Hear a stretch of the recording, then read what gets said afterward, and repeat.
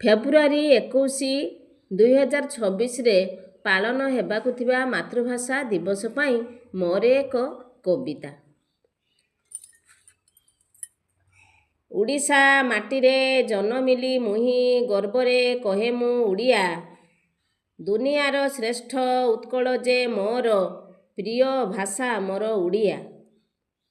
ଅ ଆ ହର୍ଷେଇ ଅକ୍ଷର ଯେ ଆରମ୍ଭ, ଫିଟାଇ ଦିଏ ସେ ଜୀବନ ବାଟ। ସବୁଠୁ ମଧୁର ଭାଷାଟି ମୋହର, ମା' ପରି ଲାଗେ ଅତି ଆପଣାର। ଭାଷା ପଢ଼ି ତାର ହେବି ପରିଚିତ, ରଖିବି ତାର ସମ୍ମାନ।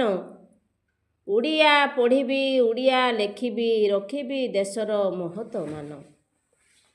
ଗାଁରୁ ସହର ସବୁଠି ନିଜର ଓଡ଼ିଆ ଭାଷାରେ ଭାରି ମମତା। କେବଳ ଅଜ୍ଞାନ ନକରେ ଆଦର, ବୁଝି ନଥାଏ ଯେ ସାହିତ୍ୟ କଥା। ଆମ ଭାଗବତ ହେଉ ବର୍ଣ୍ଣବୋଧ, ହେଉ ଅବା ଗୀତ ଗୋବିନ୍ଦ।